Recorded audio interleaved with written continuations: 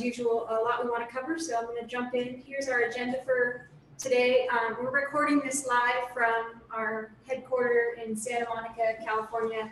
It's 8 a.m. Jump in. Here's our agenda for today and a couple audio issues. Apologize for that. So as usual, I'll kick off and do a little bit of an overview for those who may be a little bit newer to Reaction Commerce. I'm going to share an update about Hackabugathon. We've got a video about our higher order React components. And then we'll jump into how to set up a marketplace. This is also another video that Spencer created. And as always, we'll take Q&A throughout the live stream. So if you have any questions at all, you can use the Q&A function that's in Zoom or just use the chat. We'll try to get to everything. If we're not able to get to all the questions, what we'll do is we'll address those questions after the fact in our recap blog post.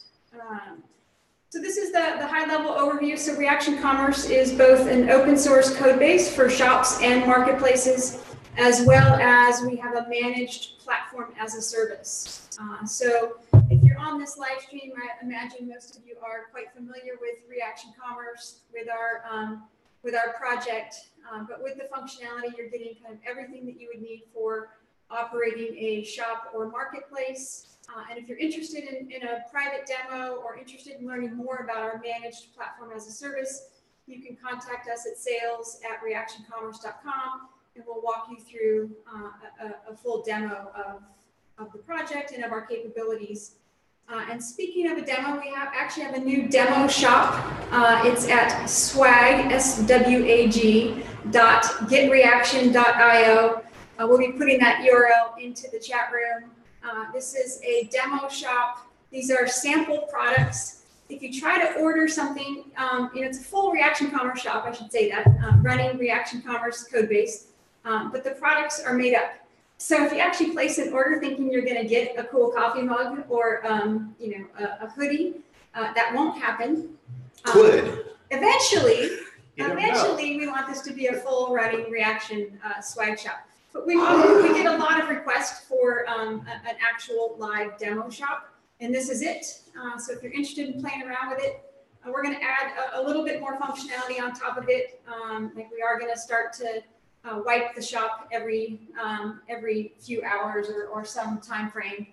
But it's definitely available for anyone to check out, and we clear it out on a regular basis. It uses the default credentials to log in. Yep, all the default credentials. If you have any trouble logging into it, getting into the administrative dashboard, just let us know. We'll get you the credentials. The other thing that's new that's worth mentioning is we do have a new community showcase page on reactioncommerce.com. So that's available at reactioncommerce.com/community-showcase. And so what we wanted to do is highlight some of the really cool projects that are launching on Reaction Commerce, and these are the ones that we know about. If you've got a shop or a marketplace that's live that you want to promote, we would love to put you up on our showcase. There's a form you can submit, and we'll add your shop or marketplace to that page. It's another one of the regular questions we get: who's using you? Can we see more examples of live Reaction shops? So this is the start of us trying to promote more of the projects that are out there that are going live. Okay, so that's the overview. Here are all the ways you can get involved. We welcome contributions. We've got a very, very active open source community. You can find us through GitHub, through Gitter. If you're an agency or a dev shop, or you're working with clients and you want to get involved with us, we have a partner program, so definitely get in touch. And chat is Gitter, forums. Obviously, we've got these meetups, and we're continually working on updating our docs at docs.reactioncommerce.com. So lots of ways to get involved, and definitely reach out if you're new, or if you're not sure where to start, and we'll guide you in the right direction. So this is the team, or part of the team, and some pictures from our headquarters here in Santa Monica. We're definitely hiring. We are what we refer to ourselves as a distributed first team. So even though we do have a headquarter here in Santa Monica, California, We hire everywhere around the world. We already have teammates in the Bay Area, in Colorado, in Connecticut, in the Philippines, in Africa, in Germany, and very soon in India. So check out our careers page. We have quite a few positions open, especially on the engineering and development side, but really across the board. And there's all information is on the careers page about how to apply, how to get in touch. If you have any questions about what it's like to work on the Reaction Commerce team, you can reach out to me or really anyone on the team. We'd be happy to share about what it's like to work here. T-shirts, the fun part. So if you're interested, if you're participating, everyone gets a T-shirt. All you have to do is fill out that form on that URL that you see right there that's going to be shared in the chat room. Give us your address, your information, and we will send you out T-shirts, stickers, and probably some other stuff. Just give us your information. We'll get you a T-shirt. Okay, Hackabugathon. So we've been running a Hackabugathon for the past couple months. The program ends January 15th. You can think of this as both a hackathon and a kind of bug bounty program. You can participate within two different categories. Within GitHub, we have a label called Pull Request Encourage. That's a great place to look if you want to get started and contribute in the Hackabugathon.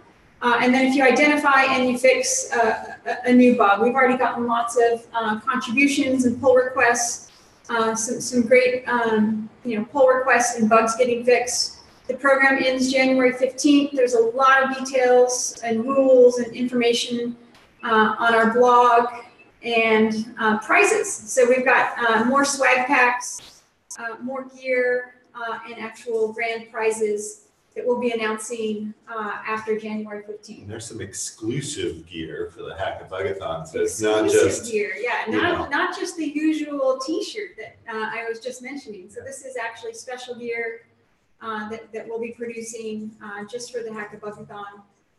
So definitely top to bottom clothing. Pretty soon everyone will have Reaction Commerce gear top to bottom. No, maybe not. But if you're interested, again, it's a great way to get involved. If you're not sure, if you've never contributed to an open source project, we're here to help. And I think the pull requests encourage, we try to give as much detail within those issues. But if you're stuck or have questions, definitely reach out via Gitter. Okay, I think that's it for my slides.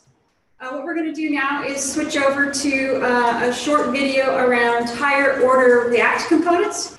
Again, ask questions about either the video or any other topic, and we'll get to some questions after this video. We're going to switch screens, I think. Today, we are going to discuss higher order components in React and how we use them in Reaction. So what exactly is a higher order component, or HOC? At its core, an HOC is just a React component that we use to inject information into another React component. The HOC contains another React component, which is why most of the HOCs in our code are in container folders, right next to the component folders, which you can see here. Higher order components are used to isolate functionality, such as data fetching and manipulation, away from presentation. This way, you can reuse your presentational component throughout the application, providing different data to it for different screens, or vice versa, using the same data store for various presentational needs, which is the example we'll be showing you in a little bit. First, let's take a look at a component without using an HOC. Reaction is built on Meteor, which means we use reactive data sources such as collections and reactive vars. Traditionally, we use trackers to handle updates from the reactive data sources. In a single contained component, we could create a tracker inside of React's component did mount lifecycle, watch for the changes here, and update our state to reflect the data changes. Right now, we're searching for all the shops in the Reaction marketplace, and we're going to display the count of the number of shops there are. But what if instead, I want to show a list of all the shops we have? I need the same data, but I can't use the same component to display it, so I have to rewrite the render method to show what I want it to show. I'm going to have to save this as a new component now. So we have two separate components that use the same data, that use most of the same code aside from the render method. That's a lot of duplicate code that's unnecessary. This is where the higher order component comes in, to separate that presentational layer from the data fetching layer. Here is our container component for our higher order component. As you can see, the bulk of the code in the middle here is the same, with the render function being the only main difference. The render function contains our wrap component, which passes our existing props as well as our new shops prop into our presentational component through the with shops function wrapper. Now let's look at a presentational component and see how the higher order component works with it. This presentational component will display our shop count like we were originally doing. We're importing our new with shops higher order component, and we'll be using the props that were passed in the HOC's render method, seen here. These props are passed to the presentational component by passing the new component as a parameter into the with shops function and exporting that. We do the same thing here in a second presentational component, passing the same data in and displaying a list of the shops instead. Now, we can take our two new presentational components, import them into a new file, and display them as is, because the data is already passed through the higher order component. We can simplify our code a little bit by using a utility called Compose with Tracker. This utility accepts a function that would normally be the body of the tracker and a component to update when the data changes, and then composes that with the HOC. This will allow us to remove our data fetching from the various React lifecycle methods and do it all in one place. This highlighted section of code is everything I'm going to replace with Compose with Tracker. I'm going to move it down a few lines just so you can see it while I write the new code. I'm writing our Compose with Tracker function, passing in the props and on data, which sends the new data to our component once the data is ready. I'm using the same fetch function from before to get the data. Now, I'm attaching our wrapped component, which tells Compose with Tracker this is where to pass the data to. And that's it. This little highlighted piece of code replaces this whole chunk of code, 29 lines down to 5. You can read more about the higher order components that Reaction currently uses in our docs at docs.reactioncommerce.com. Check out the Components API section. Okay, great. So we'll make that video available via our YouTube channel. And if there are any specific questions, I don't see any right now, so we'll probably just jump right into the next video, which is about how to set up a shop in a marketplace. And it's a pretty detailed video. It's a little bit longer than we usually do. So it's about a 15, I think 17-minute video.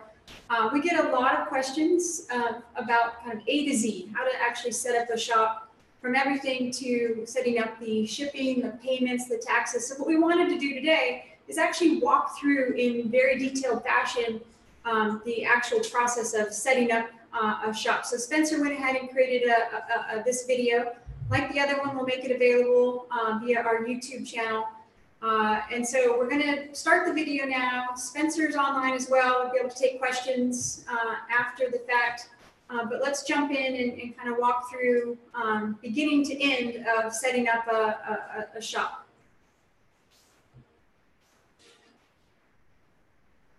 Today, we are going to discuss... Not that one. False start. Anything when you are doing a live recording, something will go wrong. Okay, try it again. Hi, my name is Spencer, and I'm going to walk you through how to use Reaction's marketplace features today. To get up to speed quickly, I've already cloned Reaction from GitHub using the Reaction init command with the Reaction CLI tool. I've also already set up my reaction.json and settings.json files. If you're interested in setting those files up yourself, there are instructions for how to do so in our docs. Additionally, I've already run Reaction the first time using Reaction Run. That process takes a little over a minute, so we're cutting that out by starting with an app that's already running. So we can see here that our default admin info has been printed in the console on the first run. So we're going to use that to log in as the administrator for the first time.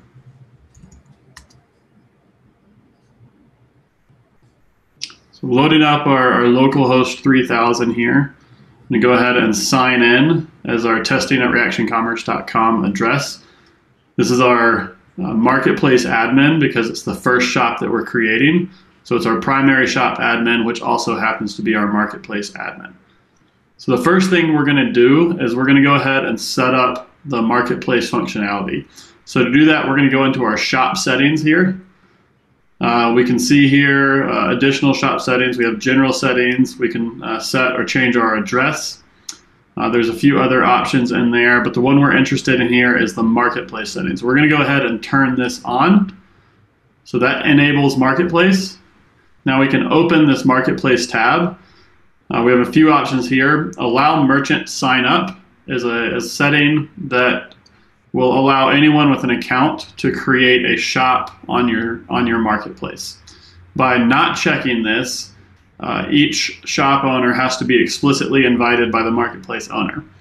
In our case, that's what we want. So we're going to go ahead and invite a shop owner. Sawyer is my dog. He's going to run a shop here.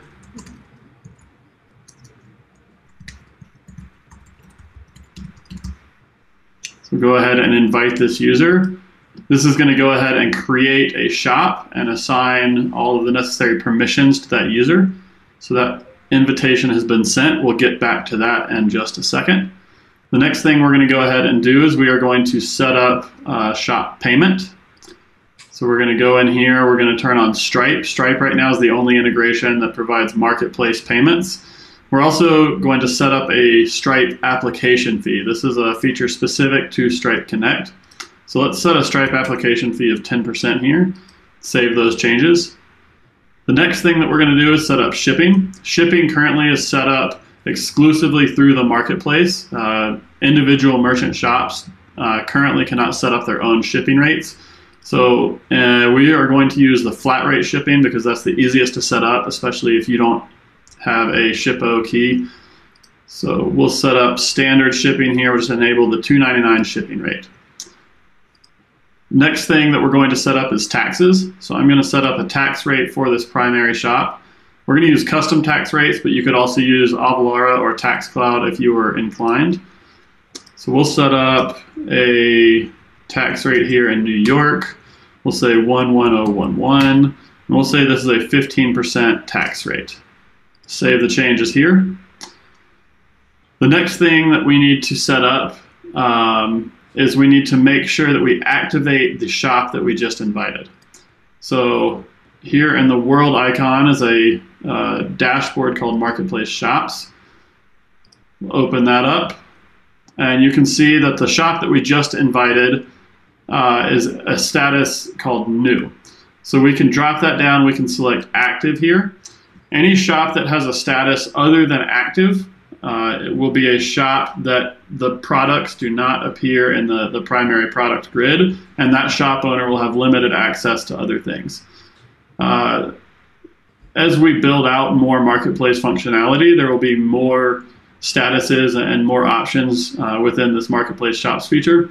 But for now, if you are not seeing certain permissions for your marketplace shop owner, or if you're not seeing those products in the grid, the first thing to check is that that shop is active in your marketplace shops dashboard as the marketplace administrator.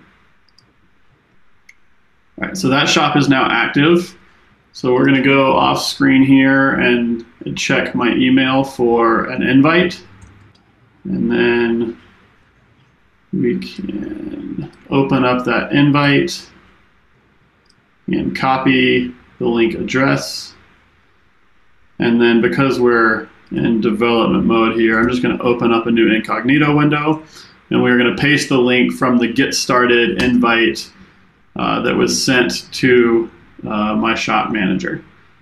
So the first time this loads up, we're going to set our password because this is a new user. So we'll set that password there. So you'll see here it's going to load this new user with a new shop. So this user has certain permissions here within the shop. So the first thing we're going to do as this merchant shop is we need to set up the address. So we're going to go to the shop settings, and we are going to go ahead and rename this shop. Call this shop dog stuff, and change the slug as well. The email should be fine. We'll go ahead and save the changes here. I'm going to open the shop settings back up. We're also going to make sure we set the address. Stripe Connect requires an address, and so we need to set up an address here before we can connect our payment. Dog stuff. And then let's see. Call this 987 Anywhere Street. Say this is in New York. and then 10001. So this is a different postal code than we set up for our primary shop. We're in the US here, and our phone number is 555-555-1234. So this will be our address here. We want to save those changes. So now that we have an address, we can go ahead and connect our Stripe account. So we're going to go ahead and click Start Accepting Payment here. And this will set up payment for this merchant account, and it will be integrated as a Stripe Connect account with our primary or marketplace owner shop. So what you can do here, you can either sign in if you have an existing Stripe account, or Stripe will allow you to create an account on the fly. It will connect the account either way, directly with the marketplace shop or the marketplace administrator account. In development mode, we can go ahead and skip this account form, and this will create a test account for us in Stripe. So this is going to redirect us back to Reaction and set up all of the Stripe integration stuff. We can go ahead and close out this window here. So now you can see our Stripe account has been connected. We can click this link here, and we'll open this Stripe dashboard up, and you can see that we have a test unnamed account. This is the account that Stripe just created for us when we clicked skip this form. So once we start pushing some payments and some orders through here, we'll be able to see that the payments that are associated with this shop are going to come into this account.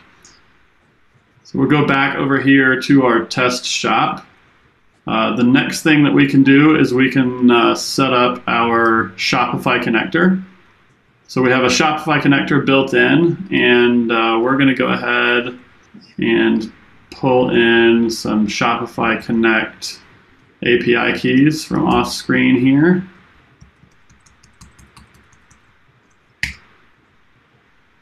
These are for a test Shopify shop that doesn't actually exist in the real world. So we use the API key and the API password here to give us API access to Shopify.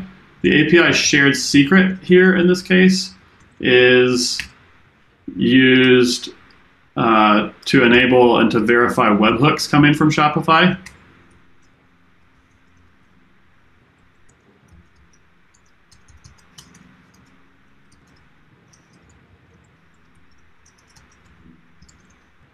So the API shared secret is used again to verify the webhooks. And then the shop slug is essentially the part of your URL that comes before the myshopify.com.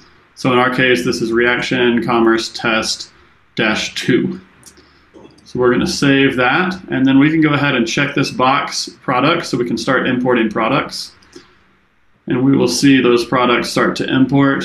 There's not too many products in this test shop, so they'll be imported quickly. And then the next thing that happens after all the products are imported is that all of the images associated with these products will be queued for import in our job queue. So now that that is done, we can go ahead and set up some custom tax rates for this shop. We'll turn that on, create a custom tax rate here. We're going to set this one up for New York as well. And then we're going to set this one up for 1001, which was the zip code that we set up as our shop address. And then we're going to say this is a 20% tax rate here. Save those changes. The next thing that we need to do is we need to publish a product. Let's refresh here and see if any of those images have loaded. Just force that. So we have a 5-panel cap here that I'm going to publish. So we're going to make this a public product, and we're going to publish that. All right, so now what we can do is we can actually go ahead and load up a third session here in Chrome. So we have a product that is published from the main reaction shop, and we also have this 5-panel cap that is published from our merchant shop, and they're both sitting in our product grid here because the merchant shop has published this 5-panel cap, and it is an active shop, and the main marketplace has published this basic reaction shop, or basic reaction product. So we can go ahead and add one of each of these. I like that heather green. We'll add that to our cart, and then we can add the green basic reaction product to go along with it. We can go ahead and start a checkout. We'll continue as a guest. Continuing as a guest in this case requests an email before we continue with the order process, because Stripe Connect requires an email address in order to create a charge. So we'll say Spencer plus guest at reactioncommerce.com. We'll add that email. Say, let's see, guest 123 anywhere street. We're going to use that same postal code that we set up for the taxes.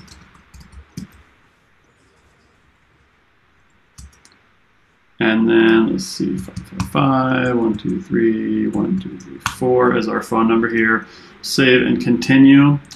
We see that that flat rate shipping option is showing up. And then in our cart review, you're going to see a few things here. We have 2 items in the cart. This is 1 item from each shop. We have a subtotal here that is both items combined. We have a shipping charge that is 1 for each shop. So we're charging $2.99 shipping to ship to the primary shop, or to ship from the primary shop, and we're also charging $2.99 shipping to ship from the merchant shop.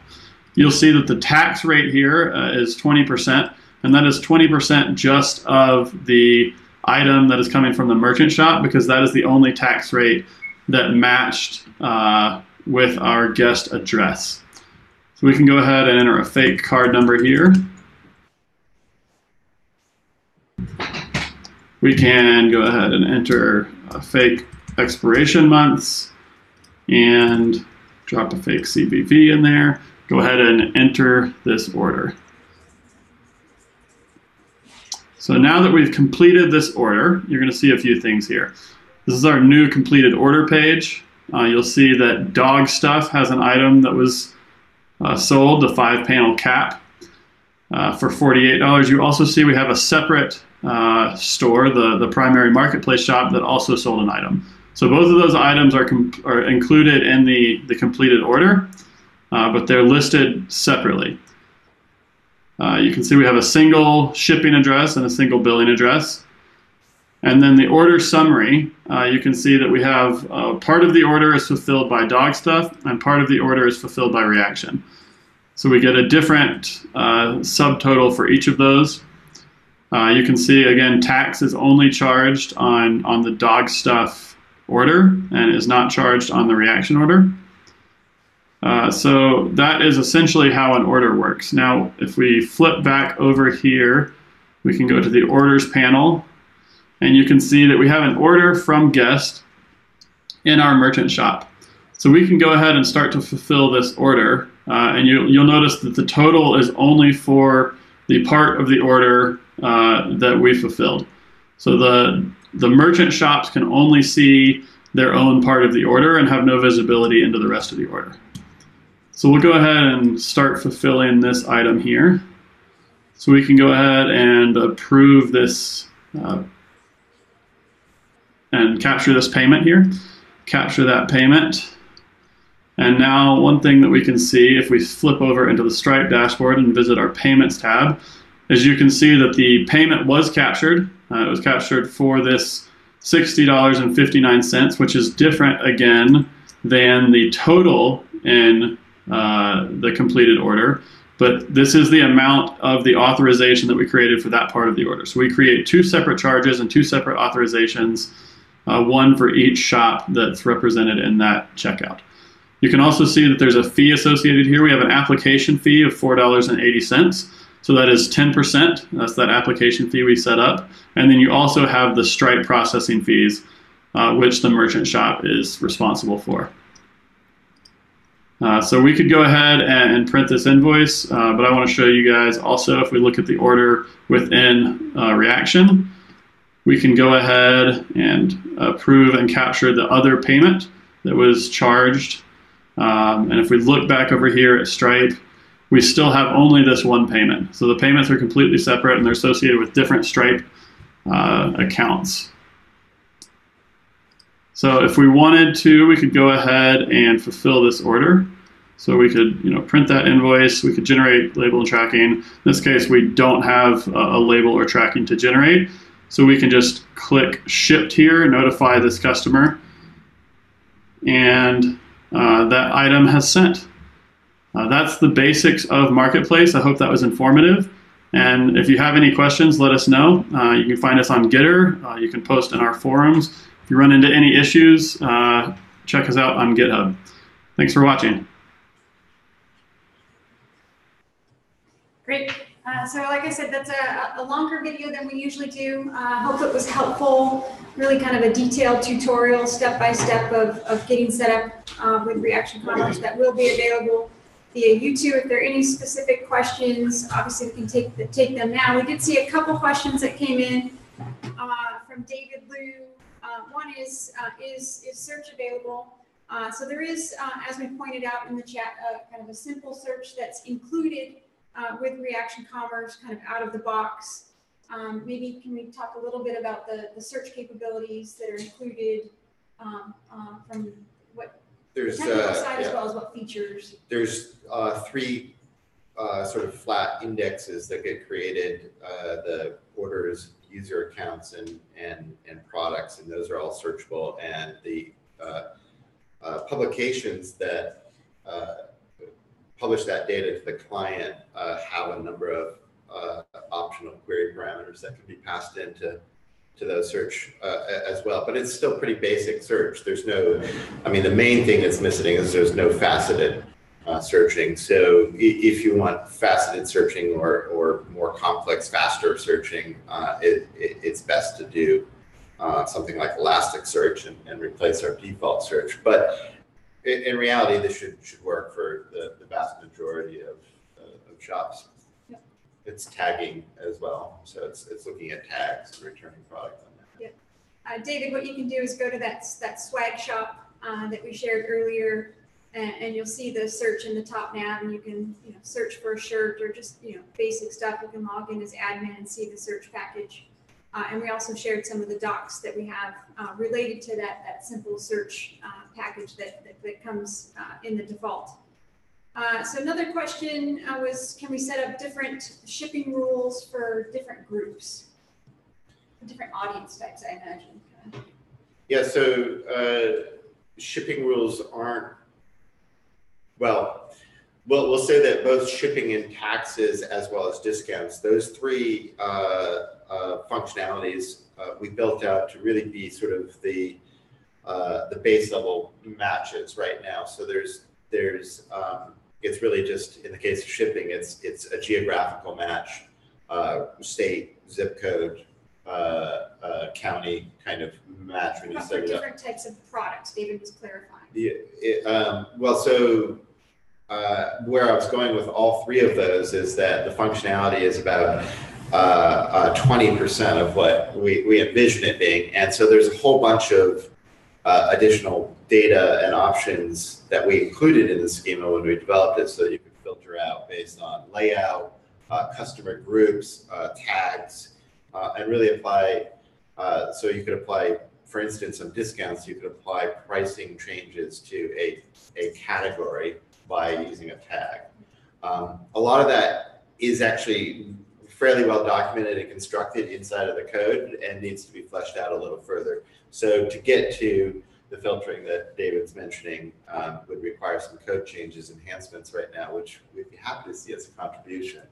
But it's not very far away from that functionality. It'd be pretty easy to do. And I'm sure lots of people have already done it in their custom installs, but happy to take it. Yeah, happy to take a contribution there. Great. And it's definitely on our roadmap to keep enhancing these features as we get requests too. Yep. So Spencer, I'm going to have you take this question. Can someone charge a monthly fee to the vendors, to the merchants, versus taking a commission fee? Like, kind of, what are some of the parameters that are capabilities that we thought of or could be possible?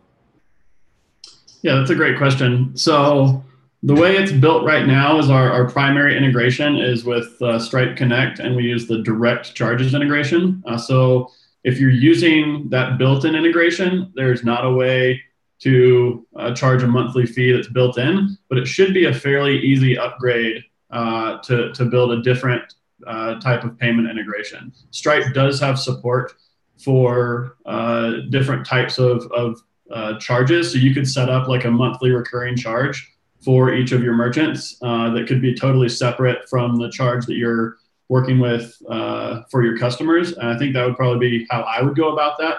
I don't think that it's a really challenging problem. And I think that Reaction should support that fairly easily. I imagine that would be a fairly popular plugin. So if you do build that, let us know in the forums or on GitHub, and I'm sure you might have other people that are willing to help you build it. Yeah. Great. So another question that came in, we put an answer in the chat, was around kind of what other payment solutions and payment processing services do we support. So out of the box, there's PayPal, which is PayPal Express, and PayPal PayFlow Pro, which is undoubtedly the hardest thing to say. Braintree, Stripe, Authorize, and then there's detailed documentation on how to add your own custom payment package. Lots of examples out there of shops adding custom payment services, especially around international payment providers. I heard a rumor that Prince Jezebel was looking at upgrading the COD package. So the cash on delivery rumor out there that might be getting upgraded. So there's documentation out there in terms of being able to add different payment solutions. But out of the box, we support kind of some of the major ones, and we'll continue to look to add kind of other major providers as the community requests them, or always look for contributions there. I think the one that I keep getting excited about is Apple Pay, but hey. Yeah, Apple Pay would be high on the list. Bitcoin. What's that, Spencer? The Bitcoin. Charge your magic internet money. Can't afford it. Yeah. So we actually just someone put into the chat that we can check out a Reaction subscription billing package that's in works by the Boomer Digital team. So as Spencer was mentioning, if you're out there, you're working on this, definitely share it. We'd love to get involved. It's pretty, I'm sure, something that the community would love to participate and start to use as well. So in between the last Reaction action and this one, we did release 1.6. We haven't mentioned that. Can we talk a little bit, Spencer, about the 1.6 release? What was in it? Kind of just some of the high level capabilities and features of 1.6. So the biggest part of 1.6 was the upgrade to Meteor 1.6. So upgrading to Meteor 1.6 comes with built-in upgrades to Node, going from version 4.x to version 8, as well as upgrading NPM from version 4 to version 5.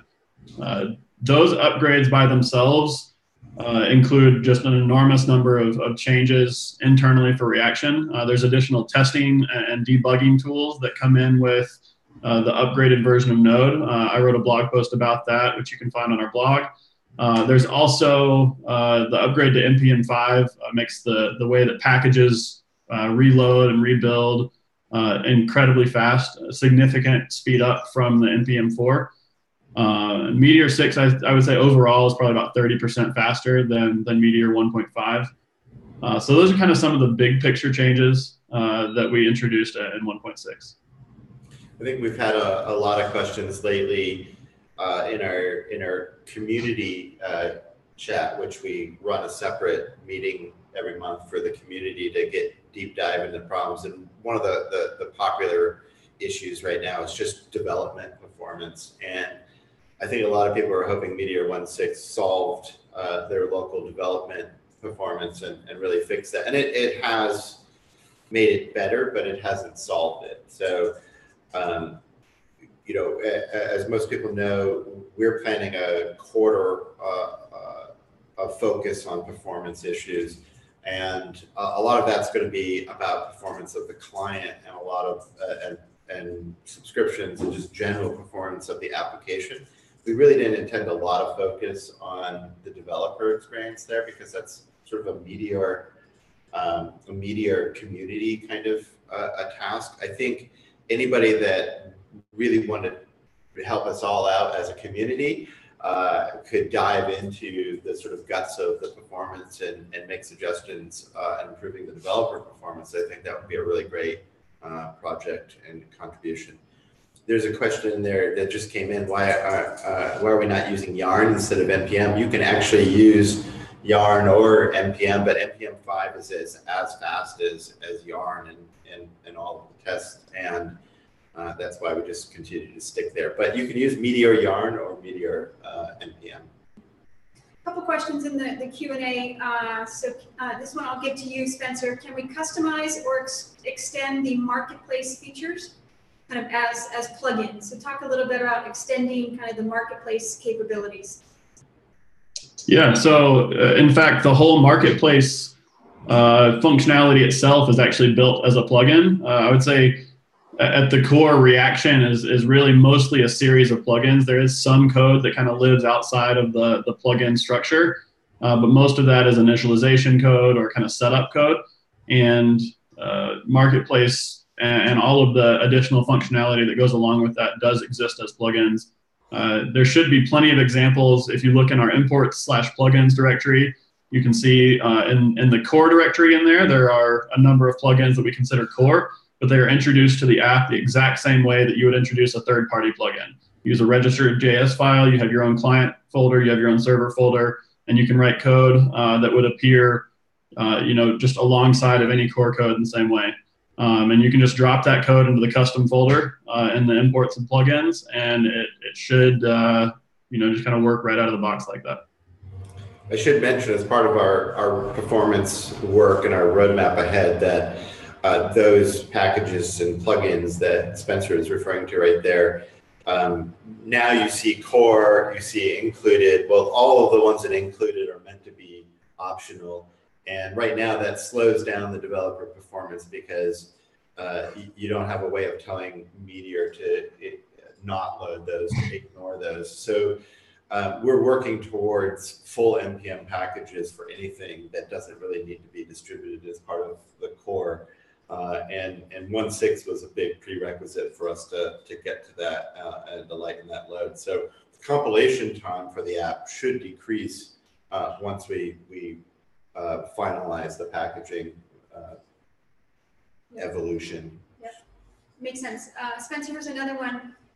It's about our React Blaze kind of migration. When will React replace the Blaze templates completely? Or maybe give an update on where we are with the conversion and kind of what the timeline is and kind of the next few months. Yeah, so on the consumer side, we'll call it, apart from the admin tools, React has replaced Blaze almost completely. There may be still one or two components that have not been replaced yet, but on the consumer side, you'll see that React is almost exclusively used. I would say, in terms of time frame, I would expect this React conversion to be done fully as part of our performance sprint. I think within the next quarter, you can expect that any remnants of Blaze will probably be removed. I don't really know how materially that's going to affect someone developing. Right now, you can develop plugins exclusively in React. There's no need to use any Blaze within your plugins. But if you're just waiting for the day when you can, throw a party that is the end of Blaze and Reaction, that day is coming soon. Yeah, it's a big focus along with performance, tied to performance in our Q1 product roadmap. So we're finishing up some stuff through the end of the year, kind of features, functionality, some polish. And then Q1 will be really focused around performance enhancements and some of the React finishing up the conversion from Blaze. And I think our approach there is going to be two-pronged. It's going to be a finish migration of admin and client, kind of, so that there is just no Blaze in the core. And then the second stage of that migration will be to ensure that the components are built in a sort of universal way that they don't have to be used inside of Meteor or Reaction. I think our second goal is to make all the components be independent of the Meteor development environment so that we can start using those React components as an alternative strategy for a lightweight client. Here's another marketplace related question from Daniel Kim. In referencing Farfetch, I love Farfetch, farfetch.com, which is a marketplace. They go out and build relationships with kind of higher end boutique stores, and they bring them onto the Farfetch platform, bring on a subset of their products. They curate those products. Maybe Spencer, talk a little bit about the functionality behind kind of what our onboarding of new stores brands. We're actually working on an active project right now where we are onboarding stores as part of that marketplace. So it's definitely something we've thought a lot about in terms of onboarding merchants, onboarding shops. So yeah, maybe Spencer, take that one and talk a little bit about the merchant onboarding experience that we've worked on. Yeah, I love this question. Onboarding is something that I've been thinking an enormous amount about lately. And I think it's something that, as Sarah mentioned, we have been working on kind of in the background. This is part of the impetus for the Shopify importer, is so that as a marketplace, you can have several different shops that are, syncing their products in from Shopify. And that's kind of at least the start of merchant onboarding. On the other side, if you were watching that video where we introduced Marketplace, we have a Marketplace shops dashboard now, which is fairly bare bones at this moment. You have new shops, you have active shops, and you have disabled shops.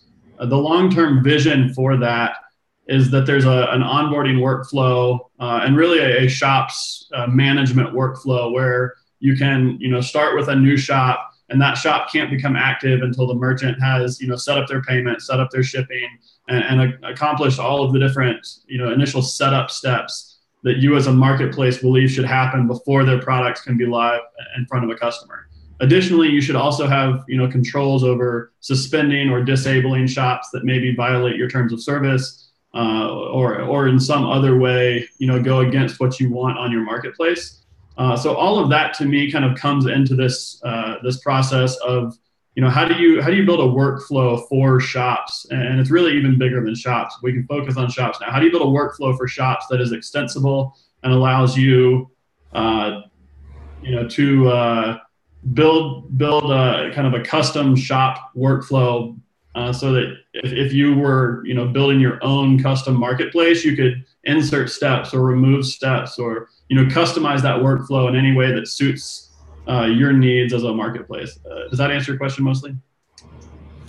I wanted to add to that too that Ryan's been working on designs that are really meant to incorporate sort of all of the plugins, packages, being able to say this is part of an onboarding flow, and those designs are up on our Zeppelin design board, and people can. Yeah, and I guess in addition to that, we're kind of breaking out onboarding into a few different flows as well. There's kind of the initial onboarding, which is set up your password, set up your shop name, import some products, do that type of stuff. There may be an additional onboarding, which is more, wizard-like, or, how do you teach a new user who maybe is coming from Magento or Shopify or some other platform how to use their new store on Reaction? So teaching them how do they fulfill products, how do they, create a product, those types of things. That's another piece of onboarding that we're thinking about, but isn't directly related to that initial import of a shop. Yep. We should also mention there are some other active projects in development that are working on other third-party connectors. So beyond just Shopify, there's Magento 1, Magento 2, Demandware, and kind of other platforms. So, I see in the near future that we'll support integrations and onboarding from multiple third-party platforms, as well as direct. Obviously, you can always onboard someone directly into the platform, but we do recognize that a lot of these boutique shops, these other shops might already be running a shop elsewhere, And so we want to make it as easily as possible for them to, streamline, add their credentials, and be able to import their products, their inventory, orders, accounts, you name it. So Marcos asked a question: what's the recommended way for setting up a proper React Native app for Marketplace? I'll take that one. Or do we recommend Cordova? Yeah. So on that, it's been a long time since anyone in the core team, and candidly, I think it's been at least a year since any of us looked at running a Cordova version of Reaction. And for those that don't know, in Meteor, you can go set up a number of mobile preference files, screens, assets, et cetera, for mobile. And once you've configured all that, you should be able to compile to an Android or iOS application using the Meteor build and plus Cordova. That probably works if you take enough time to dig down and read all of the things, and you'll probably need to debug a few things here and there. But if it does work, that would be great. You should contribute your information, your learning back to the community. That said, my recommendation, if you really needed to build a native brand application, would probably be to take our project, the Reaction API base, which provides GraphQL access to the Mongo collections that we use in Reaction, and to look at React Native as an approach there. You really could take either approach, and you need to sort of consider your own time to development. But I think if we were looking to build a mobile shopping app versus an admin app, we would probably go with a React Native GraphQL approach. A couple good questions. Can we assign different domain names for each merchant within the marketplace? Yes. Yes, there's also a PR from our community in fixing an issue with that, but we had always designed it to be that each shop could be run as an independent address from the main shop. There's PR in there. I think I'm supposed to be reviewing or helping move that forward, but yeah, so that's the capabilities and something that we've built from the get-go. So you can have your own unique URL per shop. So Beneath asked a question, happy with Reaction Commerce, gets he and his team kind of most of the requirements. So they're talking a little bit about the audience, which is in India, mostly mobile app, cash on delivery, use a lot of filter and sort of products, generally thousands of products.